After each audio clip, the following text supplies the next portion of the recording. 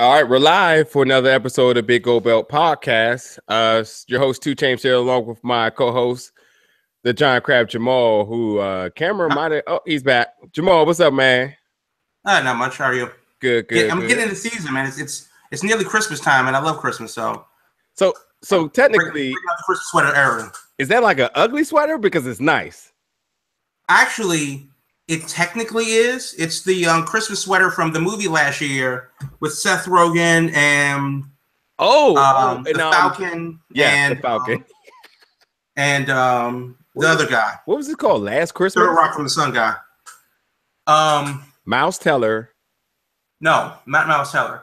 Three name guy from Third Rock from the Sun. Oh, I'm sorry. My man from what was the movie? He was in 50-50 with Seth Rogen. No, with the camera from that one movie. Oh my God. What Joseph Gordon-Levitt is his name. Yes. And the Falcon and Seth Rogen. That is I love that movie, actually. I think it was called like Silent Night or something like that. I don't know. But whatever it was called. Yeah. This is the actually is there a sequel to that coming? Let's hope not. No, there's no. You didn't like it? I thought it was damn good. It was fine. It got me the sweater, so considering that there's really no good Christmas movies nowadays, like I thought it held out fine. Especially when you're like desperate, you're like, oh, I'm gonna go to the movies. It's Christmas time, like, you know, what's actually good here. So but yeah, we're back. Another episode. Getting ready to talk some wrestling tonight. Thank you for everybody that checked out. I did a quick review for Justice League. Just because I seen it early, and, you know, a lot of people were asking. So I took some time out the night to drop a little quick review. So thank you for checking that out. But tonight, all things wrestling. We got news for you. We're going to be talking James Ellsworth, NXT TakeOver WarGames, which should be absolutely amazing. Let's hope so.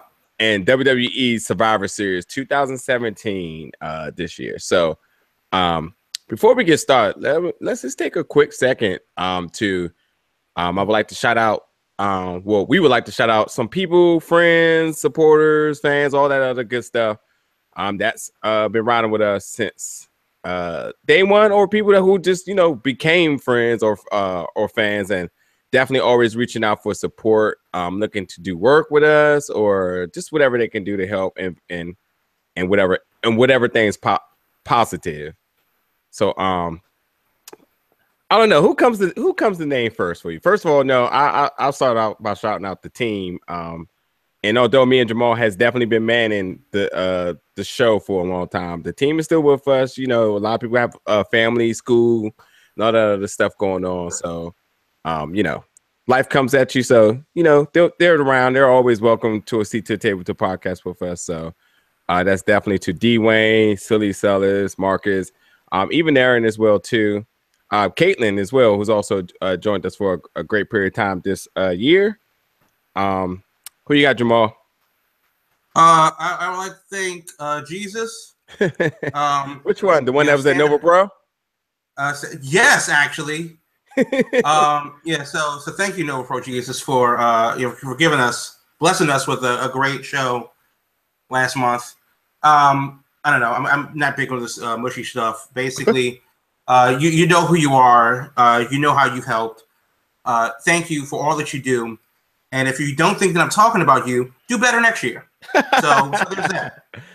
I obviously, because I'm better with the names, but hey, he's better with everything else, so that's fine. No, I'm pretty good with names. Big Mike, Little Mike. You know who you are, and you know who you're not. Our gay community, family. Sean from the Square Circle Sound Off. Attitude of Aggression, Square Circle Sirens, Dennis and the crew, Douglas, Nova Pro family, Nova Pro in entirety, Papa Hills, if I sound like it came off my tongue wrong. Who else? Under the Mat crew, BCW, and Sean Carlson, and why does this feel like an abort acceptance speech? Oh, it's Thanksgiving time. Come on down. Like, did we win it? So we're trading war or something like that? No. He's taking some time out to give a shout out to some people. You know, always keeping tabs on us, seeing what we're doing, Nats and support. So I felt like I owed it to people to start off the show by giving thanks to people. If I forgotten anybody, I sincerely apologize. But you know, it's all love and thank you for everybody that's been supporting us. So into the wrestling world, obviously, I believe the biggest headline this week may be the release of James Ellsworth. Now, no surprise. That's the biggest headline? Maybe. Oh, maybe. I think the biggest headline is the fact that Paige has heat before she's even gotten to the building. That might be new for me because I'm not even sure. But we'll definitely talk about that then. I don't know. James Ellsworth released. I just give my quick reactions to it. I mean, I seen it. I ain't gonna say I seen it coming now, but we all knew it was coming to an end at some point. Storyline, the whole Carmella and him thing. Who is anybody invested in that? The guy wrestled finally and an intergender match, which was absolutely very clutch and kind of strange for WWE to be doing that in this era, but it did happen, and it served its purpose. A lot of people was like, "Hey, I thought the conclusion of that storyline was kind of dull," but at the same time, in perspective of what really happened, it brought unity to the Women's SmackDown roster. And if that's the purpose it served, then they executed it. So, you know, they got their whole alliance together to face Team Raw. So, but James Ellsworth already announced that he's taking bookings in February. And he's a Maryland guy, so I was expect to be seeing him around. He'll obviously go back to his school as well, too. But you know, I'm sure now that as he already said, he's very humble for the opportunity. He took the opportunity and ran with it. I mean, who would ever thought? And he milked it. So good luck to him. And hopefully he keeps the momentum going. And this may not be the end of the road on him because absolutely no matter heel or face or whatever you wanted to refer him to, people like the guy. And the shirt was funny as I don't know what. And it sold too, you know. Well, I mean, here's the thing about James Ellsworth. A lot of people were going through that enhancement talent, you know, phase or the local competitor phase. Where, you know, they wanted to build, you know, new talent like Nia Jax and Braun Strowman. They would just feed local talent to them. And for some reason, out of all the local talent that there was, James Ellsworth was the only one that really resonated in a way that, you know, got him noticed. And they did the whole bit with all of them. All of them interviewed, you know, with either Byron Saxton in the ring or Corey Graves or whatever. All of them were basically told, "Good luck, you're going to get squashed," and they did. But James Ellsworth had something, whether it was that squirrel face that he does, or that any man with two hands has a fighting chance, which, you know, is just like a, you know, pretty good motto to live by. It was something, and I think that. Personally, I would have liked to have seen it go in a different direction than just nothing after AJ Styles. It was pretty apparent that after AJ and Dean Ambrose and that whole triumvirate, that they really had nothing for Ellsworth afterwards. And then Carmella came up with a bright idea and said, "Hey, make me let him be my whipping boy," and that worked out for the better part of a year. Yep. So he went from, "Hey, can you do the work for 5 minutes of TV time," to you signed a 2-year deal with WWE on a humble. And if people don't think that you don't have a say in this, yeah, you may not have all the say because people bitch and moan and complain and boo and whatever. But if you really don't say that, you know, the pulse of what WWE does, or any wrestling company or any entertainment company, isn't based in some part, small or large, on the fans, then that's the opposite of entertainment. The pulse of the WWE is you, the fan. So you thank you guys for putting James Ellsworth on the map, and it working out for so long. So it was, you know, it was great. It was a great run. It was, you know, it took a 15-minute of fame and took it into a year. So yeah. How do you not admire that? That's for sure. I mean, did you see, could this have been done any other way? Or you think this is absolutely, I ain't gonna say the best possible outcome, but the way this was executed, satisfied, or are we left wishing more or different? Well, my belief has always been that James Ellsworth should be in some part.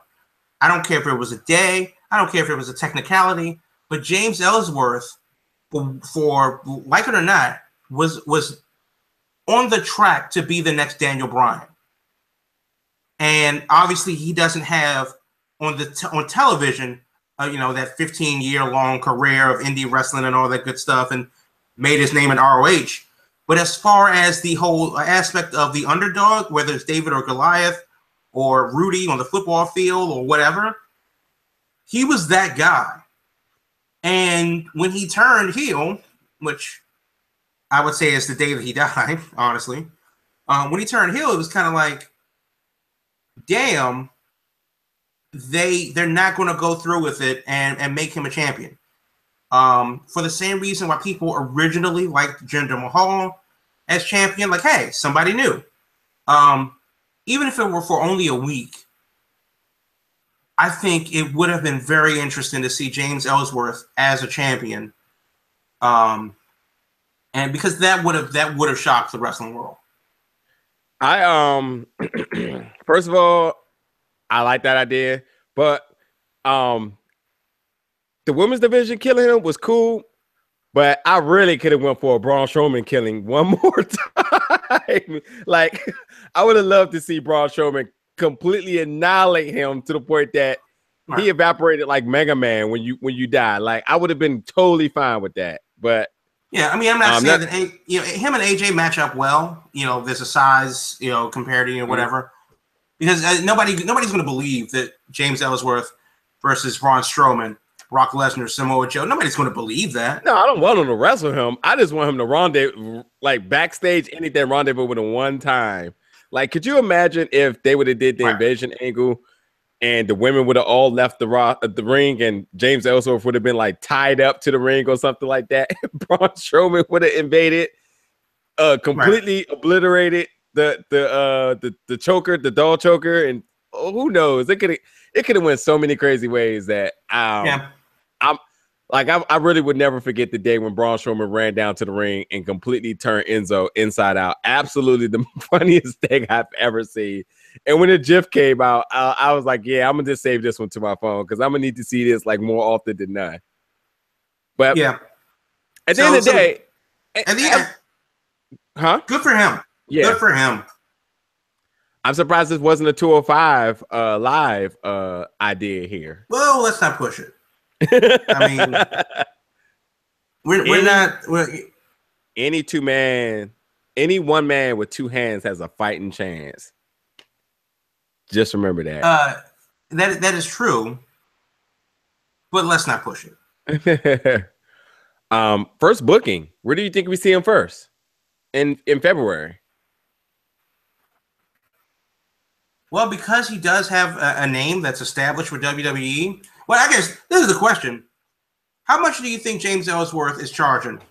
More or less than Emma? Because, Emma, and recently it came out that she made that the pricing may have been erroneously reported and it's closer to $1,500 now instead of $2,000. And that Emma isn't asking for the ridiculousness that she is claimed that the exorbitant prices are for her international dates. That's BS. But do you think that that James Ellsworth is commanding more than Emma? No way. But you know what? Something about his ego tells me that he may be trying to go for the gold here. Now, I don't know the guy personally. And like I said, he's a Maryland guy. And I've heard people say stuff about him. I have too. On Twitter. And look, what does it matter? Because that could be all hate for all I know. Because you don't hear that backstage. I mean, he was a guy that, again, took an opportunity, made the best of it, and succeeded in being there in 2 years without no type of anything. Well, I've heard very specific stories about James Ellsworth and his company out there on the Eastern Shore of Maryland. And some of them can be taken as unflattering. But they are also the opinions of personal experiences of people that have worked with him. Right. That's irrelevant of his time in WWE and the things that we know him as on TV. But the fact remains is that, business is business. And as a person that owns his own, company or runs his own company, sometimes the business is kind of cold. Yeah. Get that.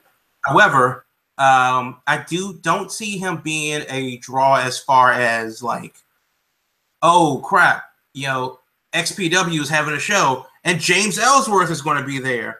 I think it would be more like a WrestleCade is happening next weekend after Thanksgiving. James Ellsworth could be there. That'd be kind of cool. Comic-Con in Richmond, is happening, or in Philly or whatever. James Ellsworth is going to be there. Hear his stories about how it worked out in WWE. But are we really looking to see Sanjay Dutt versus James Ellsworth? No. So, I think it can serve a purpose, and there's still money to be made. But I'm not seeing where I don't have $20 reserved for James Ellsworth in the ring. WrestleCade, I forget the date for WrestleCade. Oh, I'm sorry, it's in November. Yes, it's after I keep saying this wrong. Yeah, okay, right. So we can't see him there, but yeah, I get the whole wrestling genre where he fits. I mean, this screams MCW to me. They bank big on. Probably not. You said probably not. Probably not. I mean, it screamed guest appearances from all over. Yeah, I mean, that does scream guest appearances, but I would say probably not. But then money talks, so who knows? Yeah. But either way, I mean, the guy, I'm sure he's learned a lot in the 2 years, and no matter what was said before he got there, there was nothing said behind stage for him on any spectrum. Like, right. Rumors fly easy, as you already said, and we'll talk about right now. That rumors fly easy, and you do anything wrong, you got heat. It's coming out, and there has been no heat. I mean, he worked with Carmella. There could have been any type of heat coming, from his relationship with her to, he could have pulled the Martin Lawrence here. He could have been. He could have been unwilling to do certain roles, but he did everything. He did the dog leash. Yeah. So he did the work. Yeah, he did the work. So, but James Ellsworth is an actual Heath Slater. He got kids and he needs his job. So anyway, what was you talking about other with Heat backstage? What's this story? This is new to me. I didn't see this at all. That's probably a good idea. It could be really bit nothing much. But Paige was backstage at Monday Night Raw this past week in Atlanta. I don't follow her on Instagram because I don't have it. But apparently she's been talking about on the Instagram about how she's getting ready to go back on the road and how she's about to get back in the swing of things with WWE. And then, of course, people are saying backstage anonymously to the Dirty Sheets that why would she do that? Don't post that stuff. Don't tell people, don't spill the beans in any way. If you want to surprise people and make a surprise appearance, maybe say, I don't know, as a member of the last Women's Survivor Series team for Monday Night Raw. If you're trying to, make a comeback and make it a big surprise, don't tell people on effing Instagram that, surprise, I'm going to make debut next week. And then, of course, she was seen backstage at Raw, which is a thing and whatever. But she's also taking pictures backstage at Raw with talent. Yeah. I think she took a picture with Alicia Fox. Then she took a picture with Renee Young. And that's cute and all. But not when you haven't debuted again. Just don't do that. Wait. So apparently, the rumors are, and whatever, she didn't make the Survivor Series team because of the fact that she couldn't keep her effing mouth shut.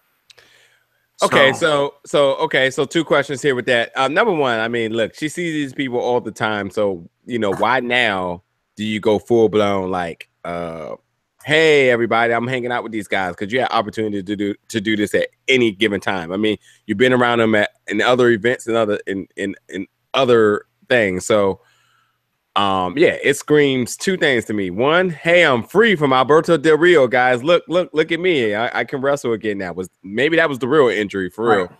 And yeah, it screams a lack of self-control, or like you did not learn your lessons. Like, again, no matter what you hear from rumors or if you watch Total Divas, like it's always small conduct issues she has backstage, and it just seems to be sort of say a form of immaturity for her now. But yeah, come on now. If you are being brought back to be in a storyline where you can potentially get a huge pop to the point that nobody even remembers the fact that you were even heard or any other things that was floating around about you. Right. Why would you blow that, blowing up your... Well, here's the thing. Could you imagine Jeff or Matt Hardy saying, hey, we're in Orlando International Airport. Yeah. Don't know why, the day before WrestleMania. I mean, it's like, come on, man. Yeah, you're right. You're right. And that could have been, and again, I haven't seen it personally.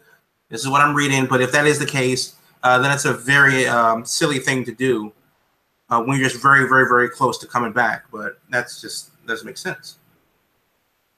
But it could be a whole big bunch of nothing, but we'll have to see. And then again, I think it will be interesting to see how the crowd reacts to her. There really hasn't been any press because she hasn't Hulk Hogan'd herself, which is a problem. But there really hasn't been any word on her. So the question is, will people even remember? Will people go like, "Oh my God, it's Paige," and people go, "So." I'm just taking a look. I'm just taking a look at some of the comments from our YouTube channel. And yeah, Alex, shout out to Alex from the official cameraman for Nova Pro. Oh yeah, he's entirely right. Yeah, before WWE, Ellsworth couldn't sell the clothes off his back if he wanted. It's absolutely an opportunity that he took and ran with it. And hopefully he remains humble. It's not the last we'll hear of it. Come February, we'll definitely see how it's happening. And he said MCW will 100% book him, and I totally agree. Like, I guarantee he will be there in some form or fashion. The amount of money he's going to command, he's not going to be on this fake me out Cloud9 that Emma is. Like, that's just blasphemous. And if anybody has no clue what we're talking about, Emma's out here asking for $2K for booking. She wants creative control, and she wants first class seats whenever she travels. And I've talked to some sources, and oh dear. No, I'm not.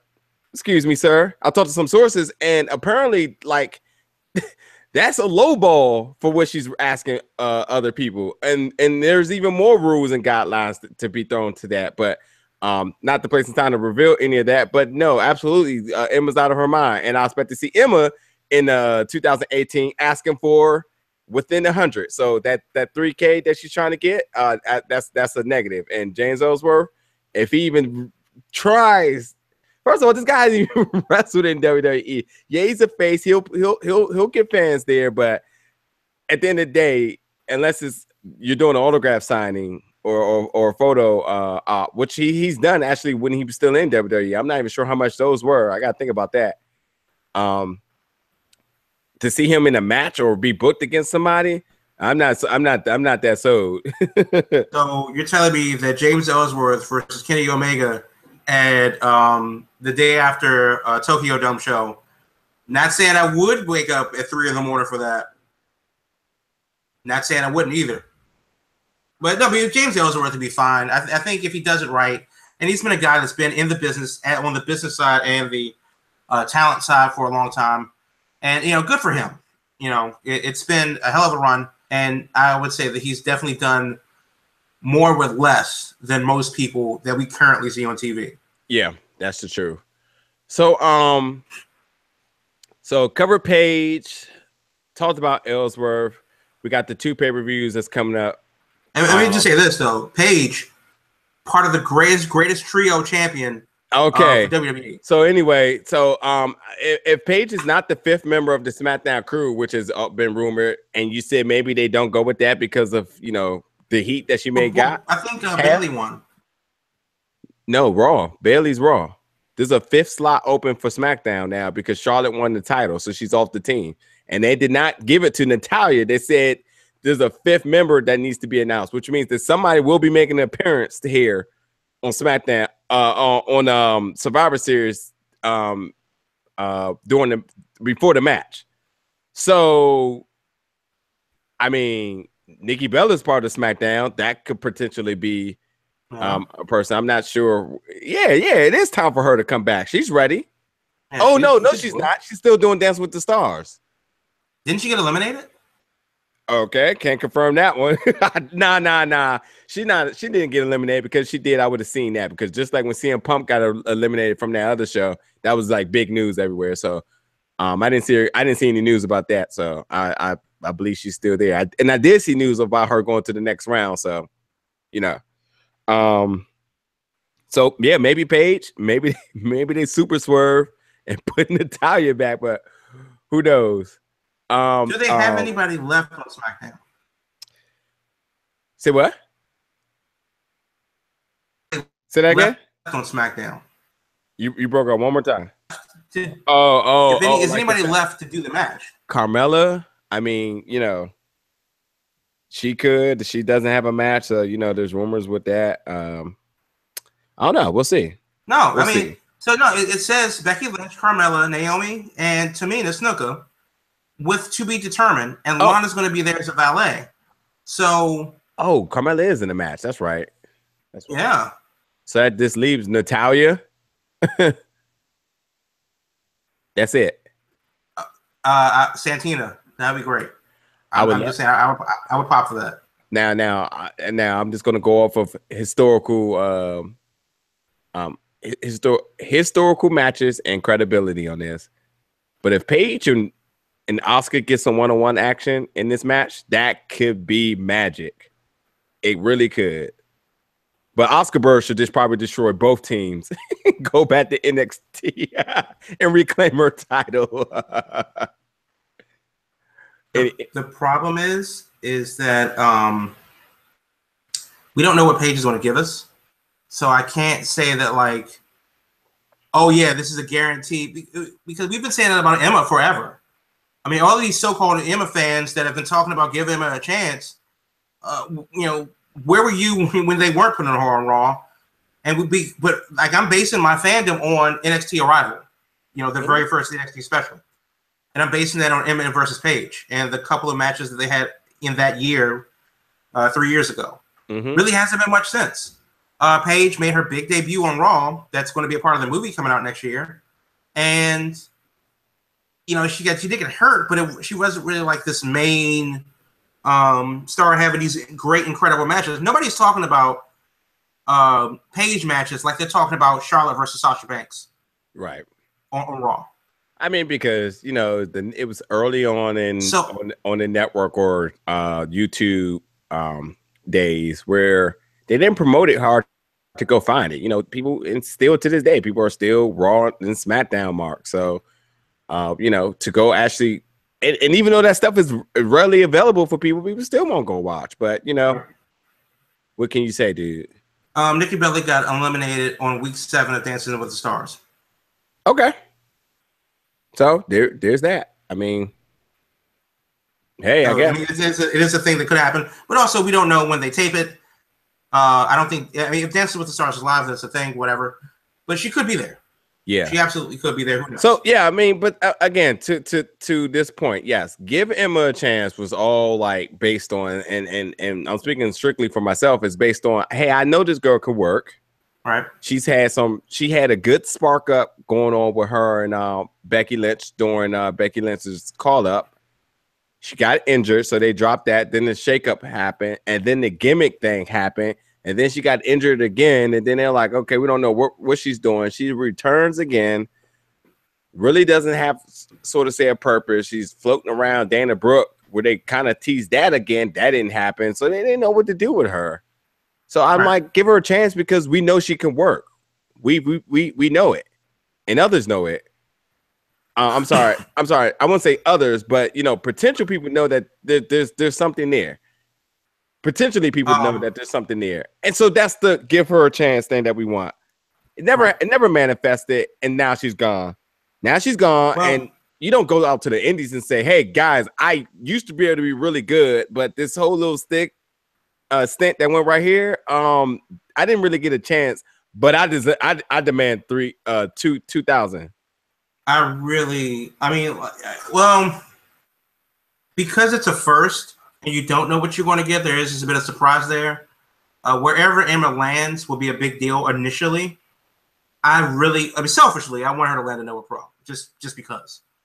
But if we do see Emma in a Shimmer, Shine, WWR up in, I think they're in Rhode Island, or wherever she decides to go, that'd be you really only have one chance to make a first impression, and she'll learn quickly that the NXT crowd and the indie crowd and the mainstream Raw and SmackDown crowd and the New Japan crowd, they're not the same thing. So she'll maybe have to go back to the basics and get it done. And that will be interesting to see from like an actual how you build a wrestler standpoint. And I kind of want to see that. And, we'll have to wait till February to find out. But also, the matchups are interesting. Emma versus Jordan Grace would be awesome on paper. I would love to see her versus, Beta Scott or Mia Yim or Willow Nightingale and Deonna Purrazzo and Rachel Ellman. All of these names, they're very interesting, but none of that matters if she, can't get booked. So two things that brushed me off wrong with this. Number one, she'll be making an appearance on the Indies up in Canada, up in TNA, because that might be the only crazy people in order to accommodate. So Hootie's the only one. Hootie's the only person. Hootie's the only one. Canadian Hootie is the only one that will do it. So, and number two, all those people you said that she'll work with, guess what? The person that you named is the bigger star in that match to me by far. So she's not even a draw to me in that because, yes, I know that Jordan Grace can work, right? And I've seen it. And if you haven't seen it, it's readily available. As soon as you type in her name, it's all over the place. Right. As recent as last night, if it might be. Emma, you're like, these little 1 minute snippets from WWE on Raw, and she just got squashed. I'm not really. Right. I mean, yeah, she's eye candy. Yes, she has nice gear. Gear. Right. That's where you're going with that. Yes, but two-star match by Dave Meltzer scale. Haven't seen that at all. So about Survivor Series, since we did touch on that a little bit, they announced that next year Survivor Series is going to be in LA, Staples Center. It should be at the football stadium or the soccer stadium because it's the Big Four. I think all of the Big Four should be at a larger than a arena. Like, I don't know why SummerSlam isn't outside. Like that, it's just stupid that it's not. But Survivor Series is in LA next year. I'm thinking about going because that means we'll get NXT TakeOver Los Angeles, and also hopefully, WG show with that too. So I might be out in Los Angeles for a week. But there's a lot of wrestling in LA. So I'm actually pretty excited about Survivor Series weekend next year. But as far as the show itself, whatever.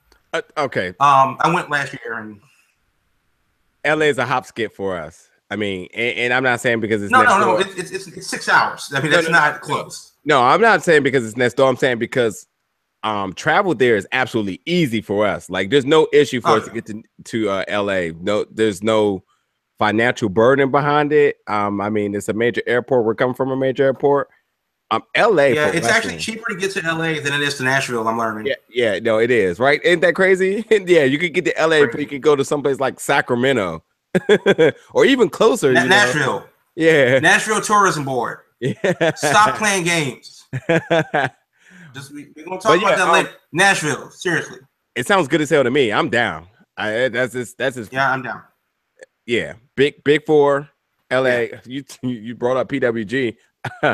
Wouldn't that be a doozy in order to get in there? I mean, Friday weekend if we can. Yeah, Friday PWG, NXT Saturday, Survivor Series Sunday. Peace out.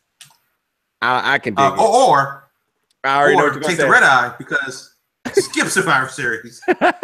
we keep moving. We might be the Red Eye Bandits if we keep that up. Yeah, pretty much. Nashville, seriously, stop playing games. But this year's Survivor Series, definitely a lot more hype than last year. Thank God. You do have the 2 men and women's traditional Survivor Series matches. A bunch of titles are on the line, which is fine. Do you think that the traditional Survivor Series matches should be worth something?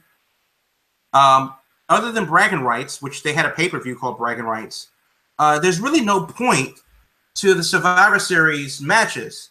A point that Sami Zayn made on the Twitter machine yesterday, which was very interesting.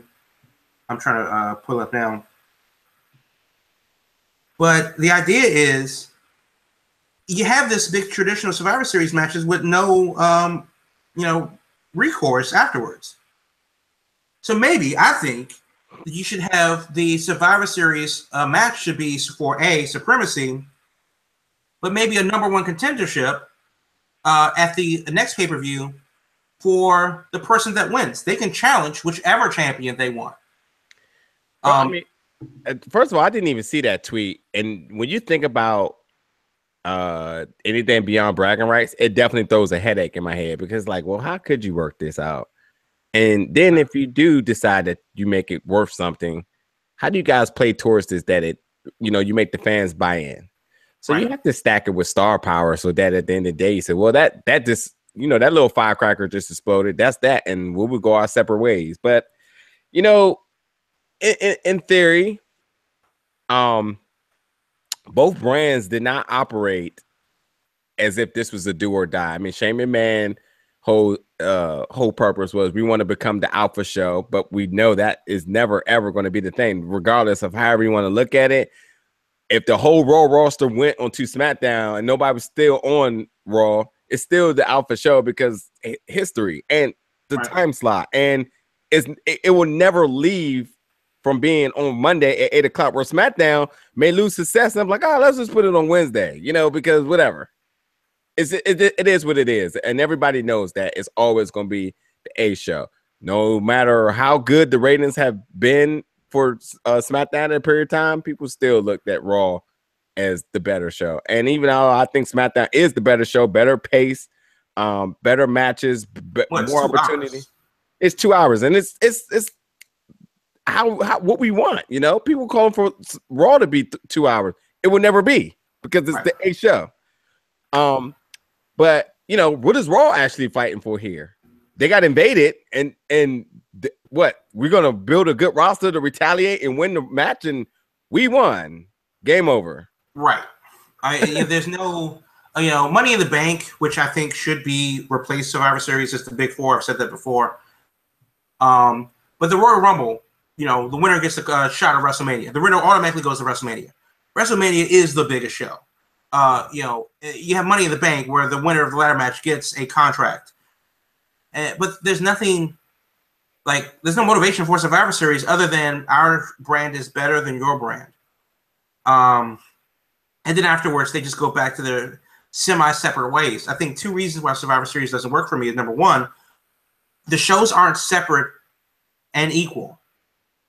Number one, that's, illegal. Number two, there's always a semblance that Raw and SmackDown follow each other. They advertise on each other's show and stuff like that. They tour in nearby towns. Raw may come to a city and SmackDown may come later that year. So they all feel like they're part of the same brand, and they are, but they don't feel any different. Sami Zayn apparently, at the end of SmackDown, walked out on the Raw invasion and was like, deuces, I'm out. Somebody tweeted, let me get her name, Katie816 on the Twitter machine, tweeted Sami Zayn literally peacing out. And it's just clips of him doing that. So Sami Zayn responds, nonviolent protest against the senseless battles of an unjust cause. Hashtag not my fight. Hey, why? Maybe a move, but I 100% agree. Why is that why could that be deemed the most controversial tweet of all time if it had been anything outside of wrestling? Right. Right. Yeah, I mean, but it totally makes sense. Yeah. And I don't think, for whatever the tweet actually means, but he does have a point in the sense that there is no point to Survivor Series. The match itself is unique in that, you know, it is this 5-on-5 elimination match. But so what? They could still do that. Hell, every wrestling company in America is doing a Survivor Series match in November. Because that's what you do. You either want to do a drumstick on a pole match because it's Thanksgiving, or a 5-on-5 elimination tag, or in some capacity. That's what you're going to do. Yep. So out of the 8 matches, including the pre-show match, is there anything on the Survivor Series card worth checking out? And I'm only asking because I just don't watch Raw anymore. So let me send this tweet out real quick. So with that being said, this is exactly why, like, I'm not going to sit here and like why people book what they think are the possible outcomes for the matches, because why? Yeah. It doesn't set up anything. The only intrigue I actually have here is the Kevin Owens and Sami Zayn thing. Like, where do they actually get involved at? Because they're not happy. They're building their own storyline. They're not. So they're not happy. They're building a storyline or whatever it may be. And we know there must be some sort of swerve to come in involved with this, to them either to go against the SmackDown roster or turn on Shane McMahon, whatever it may be. But we know there's some intrigue there. But looking at the card, do you think that the lack of Zayn and Owens on one of the big 4 pay-per-views, do you think that's still in the Titus O'Neil treatment that they're getting? Nah, because Titus O'Neil was like Titus O'Neil might as well have been moved to the alumni column on WWE website, because that's how bad he was under the dog collar. They're still on TV. They're still working matches. So that's why I said I don't believe that rumor was entirely true. Like, if you really watch that segment, matter of fact, Sami Zayn left the match from that New Day match the same way he left during this evasion. Like, he was just like, well, I'm out of here. So, right. But the idea is that they went rogue and did their own thing, which is against the rules and also defies like the moral code of the ring. That's part of the rumor, though. That is part of the rumor. But I don't sincerely see that have been the thing based on how that match was done, because everybody said that there was an awkward pause on what are we doing here, and it was nothing like that. It was nothing like, Brock Lesnar holding Kurt Angle up for the F5 for like 10 minutes until somebody came through the cage. It was nothing like that. Right. It was just like a Kevin Owens interfere, pin out. We out. Right. If anything, anybody should have been saying, like, is Sami Zayn hurt? Because he sat there for a minute, like, grabbed his arm, then he rolled out. I think the only thing that's remotely interesting to me is the Miz versus Baron Corbin. The Miz cut on Instagram, I think? Twitter. Or Twitter. Arguably the promo of the year. Yeah, that guy cannot miss. Yeah, arguably the promo of the year. Hey, judge your mom. The Miz is a way better mouthpiece than Paul Heyman, and I know people be trying to argue that, but there's not a chance that anybody can tell me any different. I think he's definitely stepped it up. The problem that I have with Heyman is that he has the same talking points. And I get a lot of that is part of his gimmick, catchphrases and stuff. But a lot of the talking points are just exactly the same. I don't care how many times Brock Lesnar was an NCAA champion. I don't care how many times that the Beast, blah, blah, blah, Suplex City, blah, blah, blah, whatever. It just kind of lost a little bit of meaning for me. With that said, The Miz absolutely flambéed Baron Corbin. And I'm not saying that because I'm not a Corbin fan. I mean, I felt bad for his children with that roasting session that he got on Twitter. And I don't even remember Corbin coming back with any rebuttal because, he just got sassed, and that was it. Just go ahead, just sit down, take that letter L, marinate with it, and come back tomorrow. It's a new day. But that'll be interesting.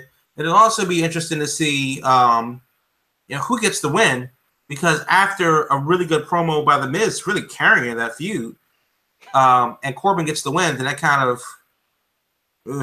is a problem. Too bad I can't see any Baron Corbin tweets. So who knows what he's been saying? Yeah, I didn't know that Corbin still had a Twitter because he blocked me.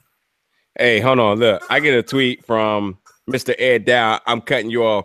But little does he know, I started the show out by giving him thanks. So, yeah, continue, Crab.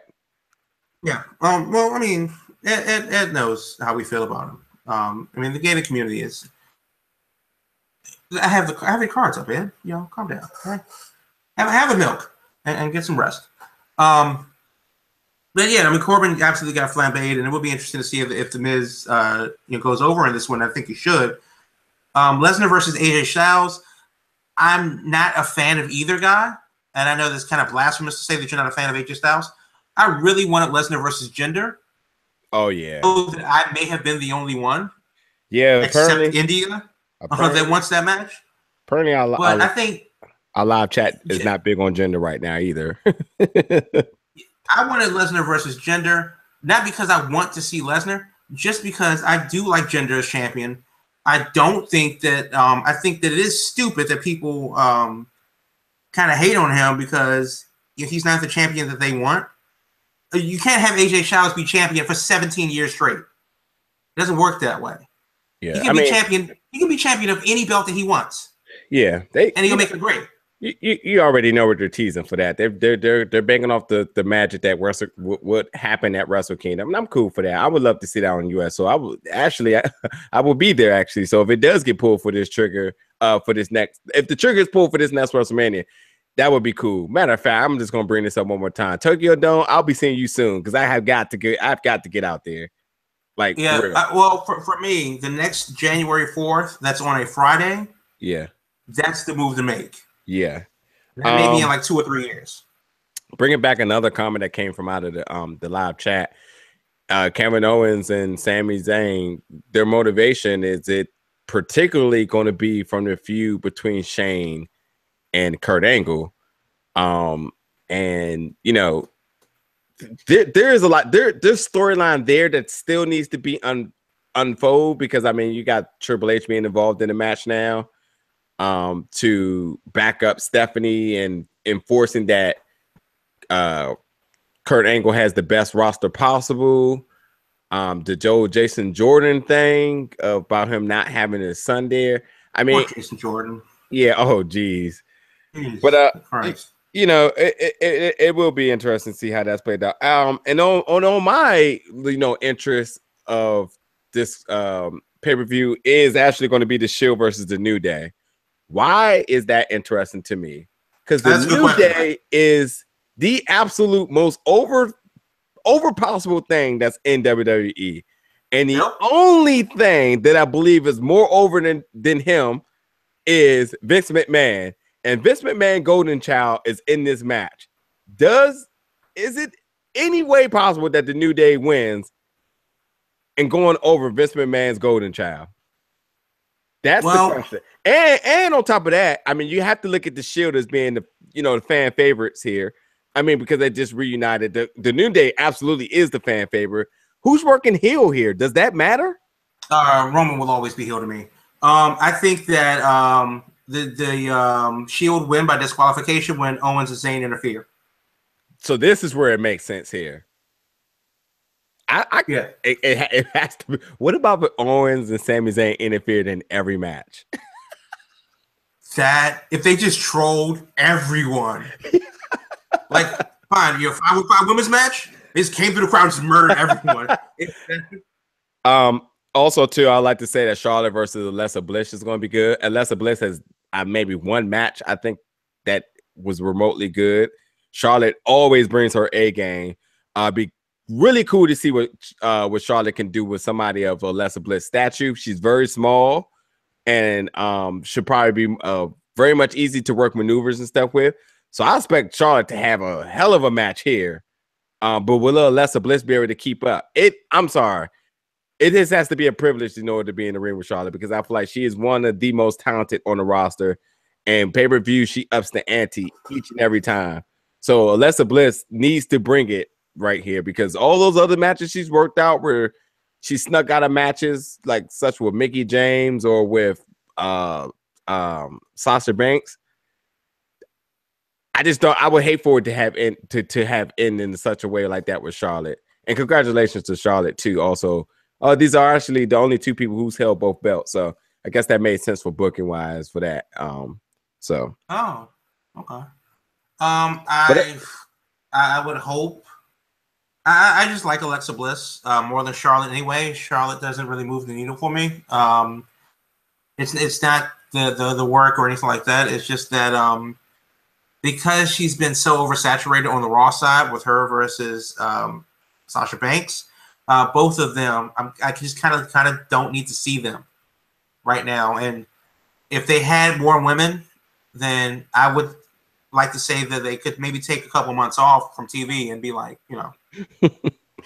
I dread to inform you that Mr. Dow said, well, he was going to buy you some frames, but the hell with that. So not sure where he's coming at with this, but he may be displeased with the hanging of your photos. He was going to buy me some some frames. I thought he said friends. Frames. Oh, frames. Oh, yeah. Okay. I thought he said that Ed was going to buy me some friends, and then I was going to have a snarky retort for that. But no, we'll keep it PG for right now. Ed, don't push it. So let's talk about TakeOver, which Saturday night should be ultimately one of the best Saturday nights in a while, because not only is Ultra Instinct Goku going to wake up during, wait, I had to slide that in there real quick. Also, I need to slide in. I do not have a Mewtwo invite yet, and I'm still mad about that. But yeah, I'm cool now. I got that off my chest. I mean, it's okay. You know, it's only Saturday at the Sprint store downtown. If you want to, cheer on for more support. Yeah. NXT TakeOver. The card. It's packed.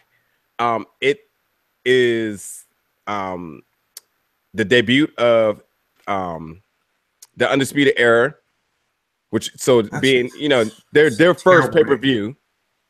You said terrible. Terrible name.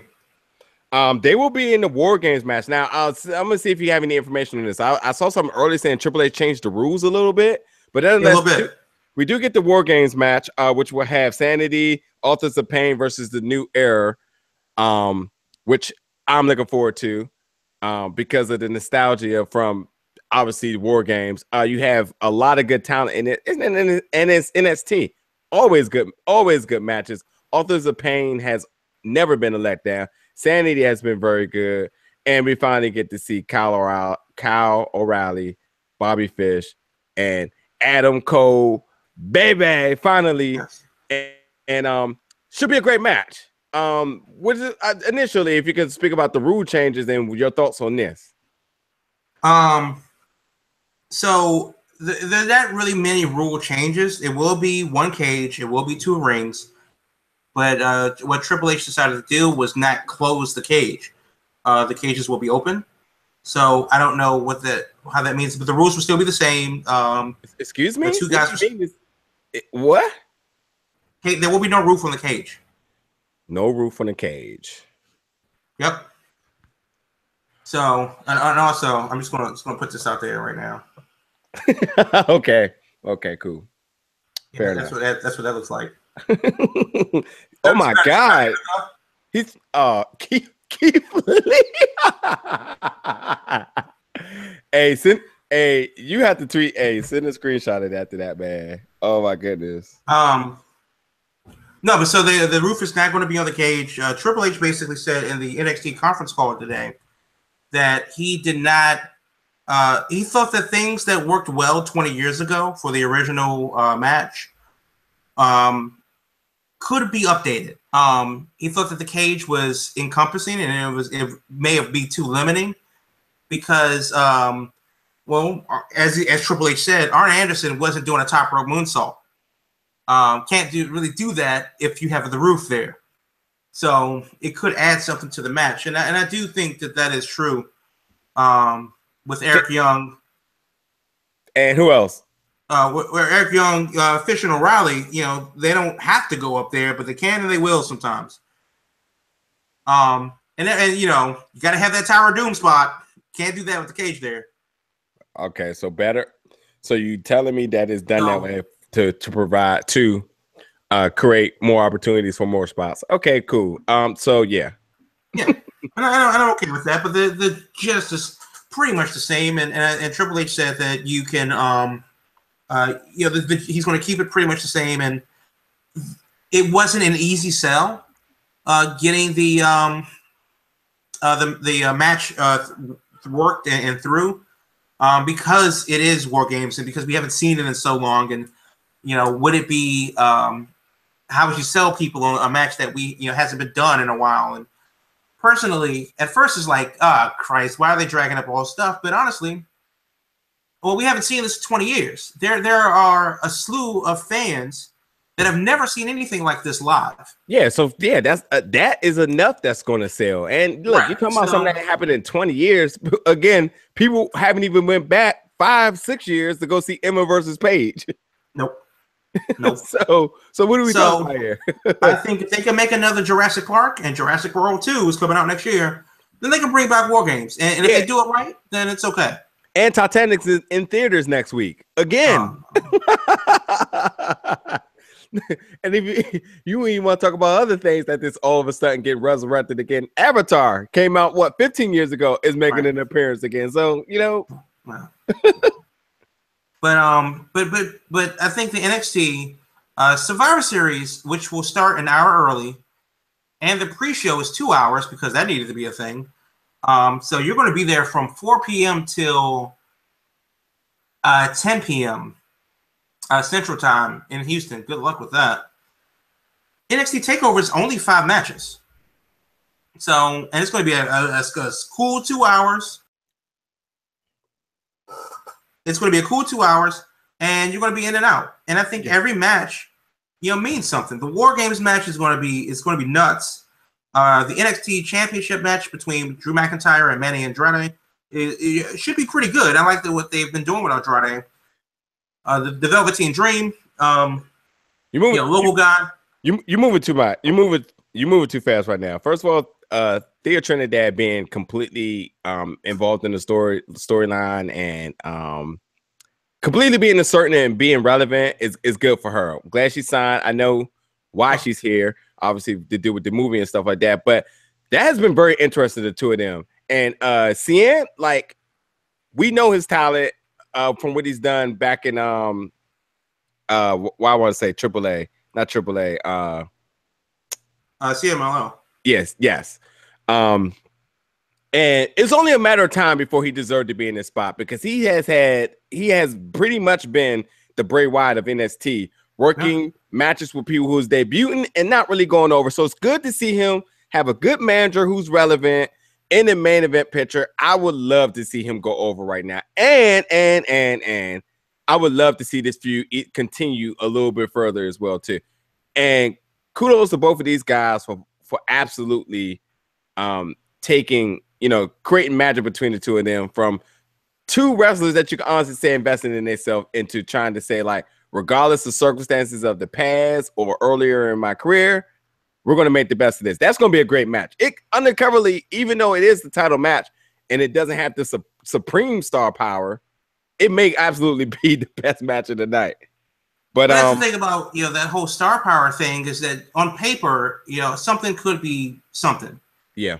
But when it comes down to it, we don't know what's going to be that match that we're talking about of the weekend, of the night. And honestly, Aleister Black versus the Velveteen Dream, I'm not saying that that's going to be the match of the night, but they very well could steal the show. Yeah. You're going to have Pete Dunne versus Johnny Gargano on the NXT taping before the show, TakeOver. That could very well be the match of the weekend. And we'll see that next week as it airs on NXT. That honestly could have been added to the TakeOver special itself, just because. So on paper, a lot of things could happen. Time out. Wait, it just went right over my head. That match is not on the pay-per-view? Before it's at the pay-per-view on the NXT show that they tape before the pay-per-view. Sheesh. Well, they do that though. They always have like a non-storyline.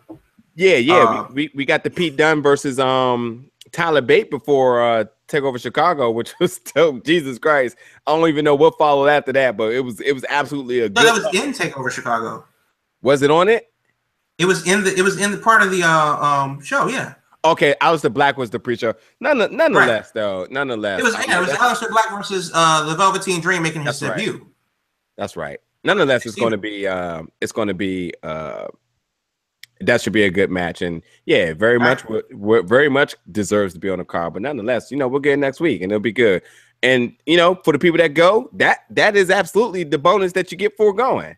You do get to see Magic in a pre-show match that could damn well be on the main card. But yeah, you get Kairi Sane, Ember Moon, Nikki Cross, and Peyton Royce in a 4-way for the vacant championship.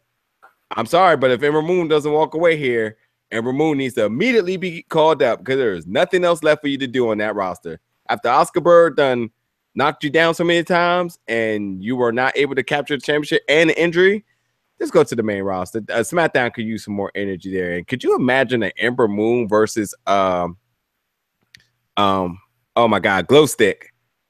Naomi, yes. Glow Stick. Ember Moon versus Naomi could be very interesting. I don't know. I don't know if I need her on the main roster right now. SmackDown needs something because they have a Survivor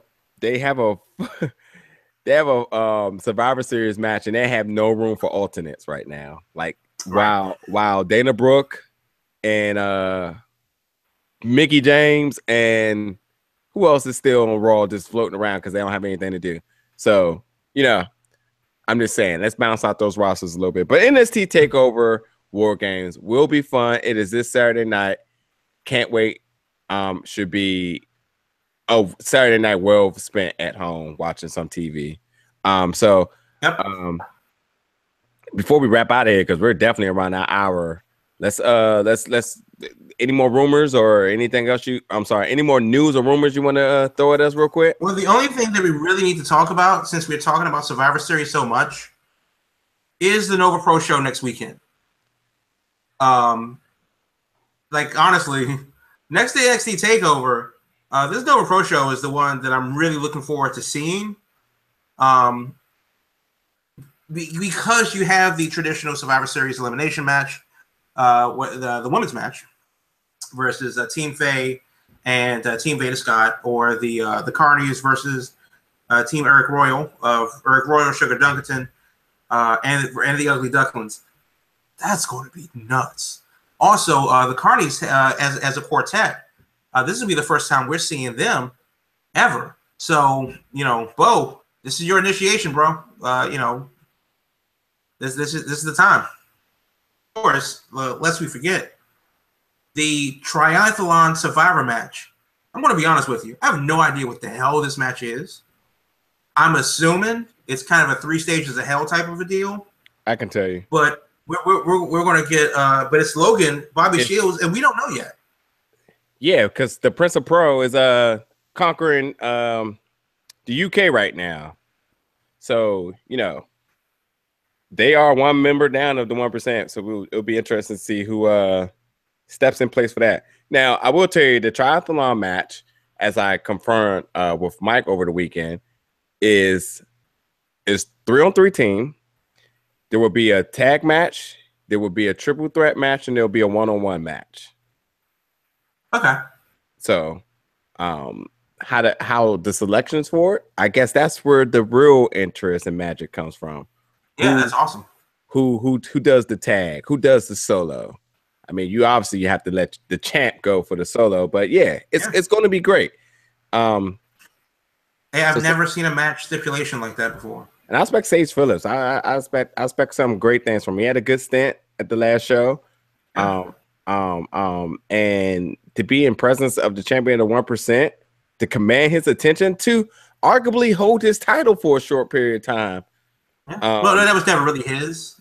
I mean, let's be honest, that never happened. It was in his possession, nonetheless. I mean, possession, 9/10 of the law, but that 1/10, that's all you need to let it. if it was his, then he would still have the belt, but he doesn't. So, but let's be real about that. Nonetheless, that should be fun.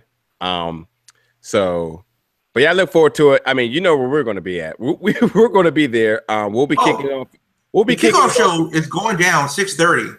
Yeah, I have my tickets and I'm sitting front row. I splurged because it is treat yourself Thanksgiving, Black Friday shenanigans, and I'm definitely down for Team Faye versus Team Veda Scott. I can't pick a side. I can. I could not pick a side. I'm just playing. It's gonna be hard to pick alliances there. But hey, shout out to Faye Jackson. She's definitely a favorite of ours. Faye Jackson is a favorite, and I'm flying to Canada a week after Thanksgiving to see Jordan Grace whoop ass for America. So yes, I do have a rooting interest in Team Faye. But also Veda Scott will be ripping ass for America too. So can't go wrong with that. And how do you? I mean, it's so hard. It's so hard to. Let me bring up what Alex has said about the Triathlon match. He says it's a 2 out of 3 falls match. Captain decides the team format. It starts with a single, then a tag match with remaining members, 6-man tag if required. Impressive. Okay, so we could see a sweep. We'll be there. Yeah, we'll have all the bells and whistles worked out. Yeah. If Sage Phillips has to pick his 2 partners, Logan has many friends, and so he shouldn't have a problem finding. Maybe Ed Dow steps up in that 3rd slot. I don't think this is the time or place for hijinks. I think that Ed is. I would love to see Ed get his teeth shoved down his back. I'm just playing. Let's see. Here's the thing, though. Ed could do it. We know that Ed could do it. And that's not even really the question. The question is, it's not about Ed. It's about Logan. It's about being the champ. And you know what? Everything kind of circles through Logan Easton LaRoe, as it should be. So he's the champion of the 1%. So I think that's the order of things, and that's the way we need to keep it. Yep. One thing that we haven't talked about yet that we're totally sleeping on is Fred Yehi versus Jonathan Gresham. And that honestly could steal the show. Like, that could just legit squash everything, go home, the show is over. Because Yehi stole it. Or Gresham stole it. Yeah, because Fred Yehi absolutely did that last I keep wanting to say last year. Last month. It felt like so long ago. His complete annihilation of Jordan Grace and Jonathan Gresham. No, she damn put up a fight.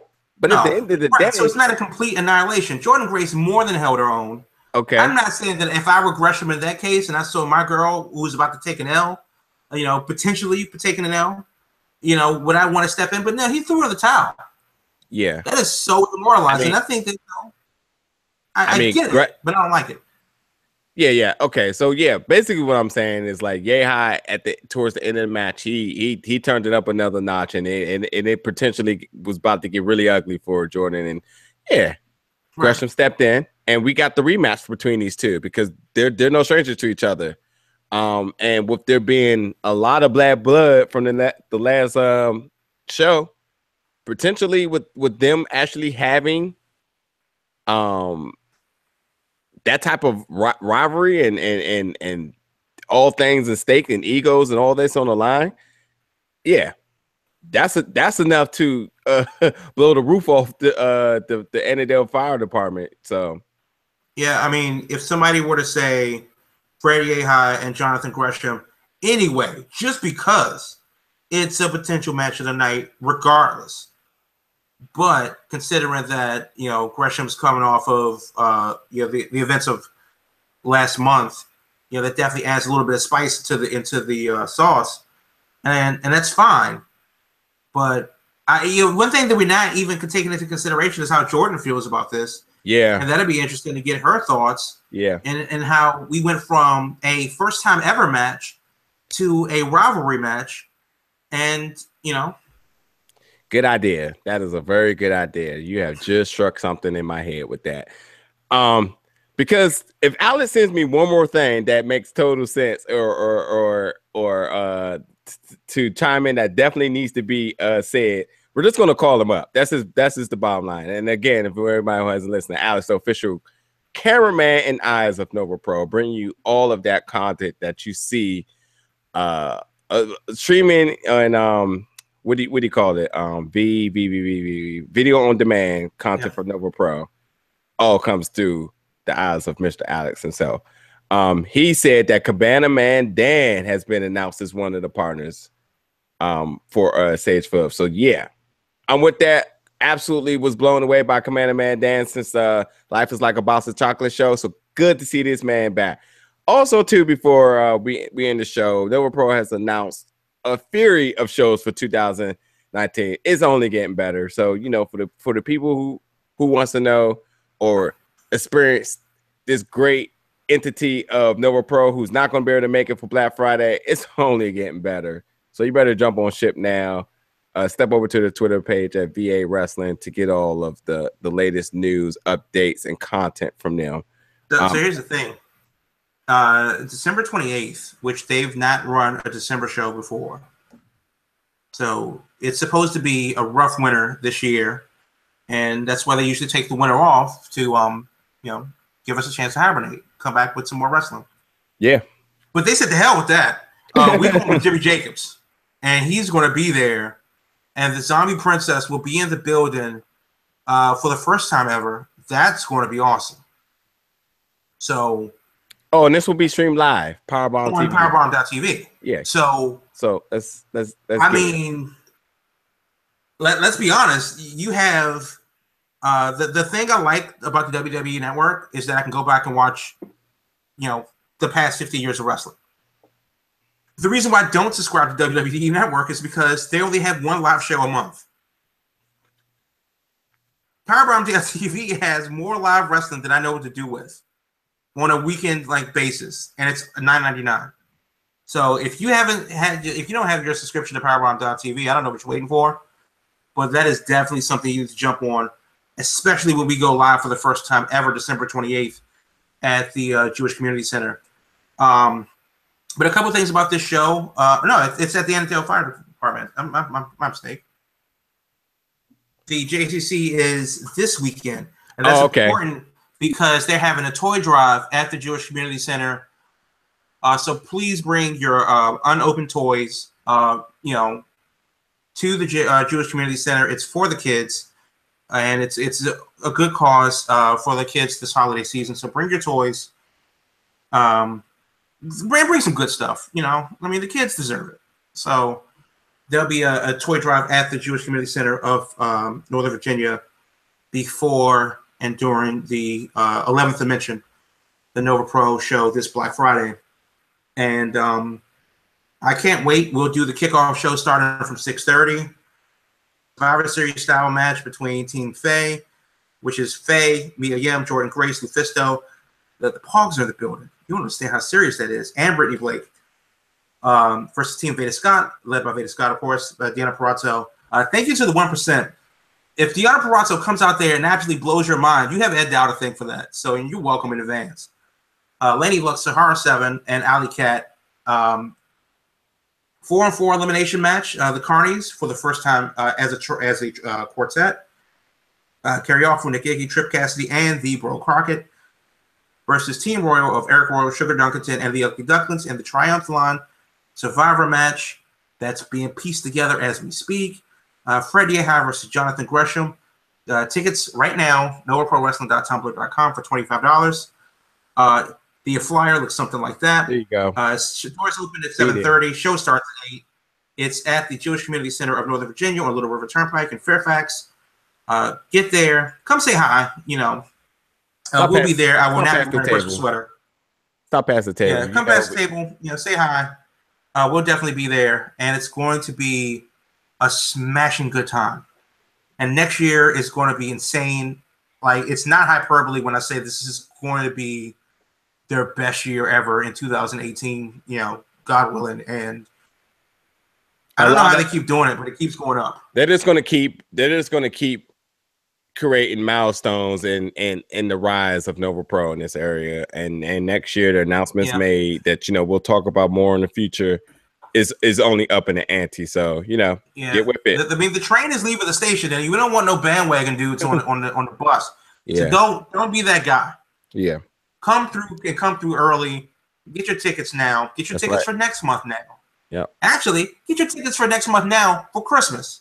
Because you got wrestling fans that's gonna get some shows. And and SmackDown, honestly, in January, meh. Go get your Nova Pro tickets this weekend. It's around my birthday. I might go to that too. I keep procrastinating, but whatever. Anywho, so yes, you won't be hearing from us on our Thursday next week because it's Thanksgiving. It's the real Thanksgiving, not that Canadian fake Thanksgiving. But before we do, Saturday special episode, special guest, sir. Yes. Saturday, 6 p.m. Yes. Who do we have? Oh, John Carmen. Yeah. John Carmen. Capital. John Carmen. Yeah, John Carmen's just going to swing by. MMA's Nova Pro's own John Carmen will be joining the show on a special Saturday show, 6 p.m. And it's going to be a great show. And John Carmen is also doing something that's never been done at Nova Pro coming up at the 11th dimension as he's having, and quote me if I'm wrong, a no rope match. Yeah, that's something I've never seen before. So what does that mean? We don't know, but we will discuss. We have an idea, but no reason for assumption because we will have John Carmen himself on there. Definitely step over to the Nova Pros Twitter, Facebook as he cut a promo as he gets ready to challenge as he takes on his next challenge in I'm drawing a blank. Dominic Guarini, yes, thank you. Which is another MMA specialist. So and there's been bad blood between the two of them for the last two shows. So I expect to see there's no ropes. So these guys, where's this match going to end? What's going to happen here? We talk about it all come Saturday. John Carmen, Capital MMA's own, Nova Pro's own John Carmen will be on the show.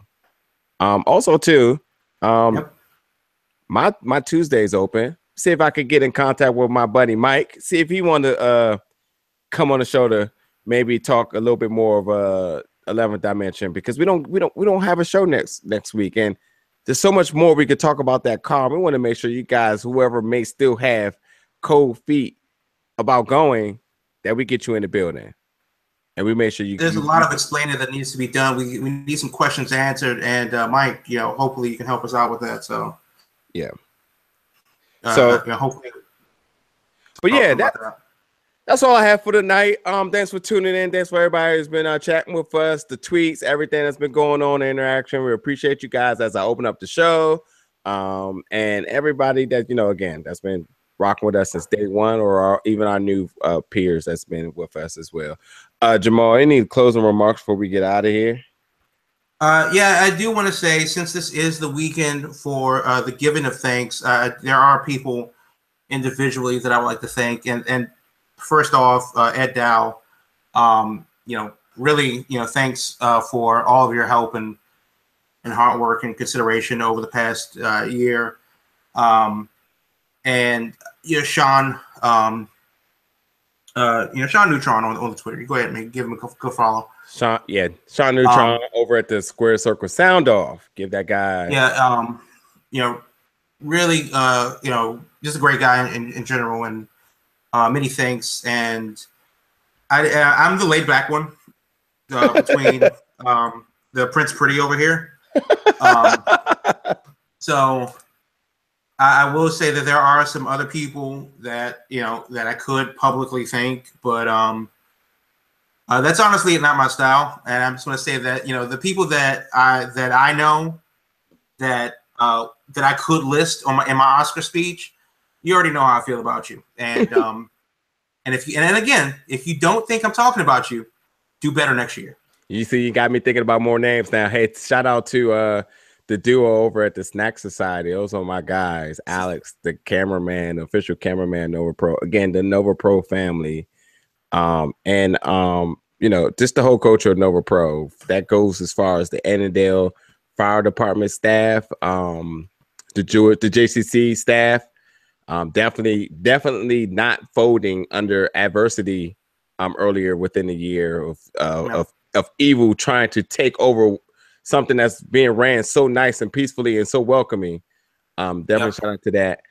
The Kings has always been not just people that run a show, but actually being friends and very, very considering and helping to all things. And again to our partner podcast, Square Circle Sound Off, the Square Circle Sirens, Attitude Aggression, Under the Mat Radio, blah blah blah. Who am I forgetting here? I know I'm forgetting some other people, but yeah. But anyway, it's all love, and we appreciate everybody for tuning in. Again, Saturday, John Kerman. I just tweeted my guy Mike's. Hopefully, we see if we can get. Hold on, did I get a reply already? Sure.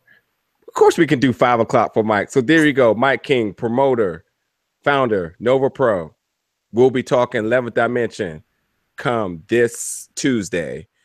And, for anybody that's traveling and may not be able to hear, all our materials on YouTube, SoundCloud, our Facebook and all that. So you have a place to listen to it. 11th Dimension. Tickets, GA tickets are still available because those first rows, you never had a chance. They were sold out in a heartbeat. But definitely spend that $20. Step over to the Tumblr page and the Facebook page to get those tickets.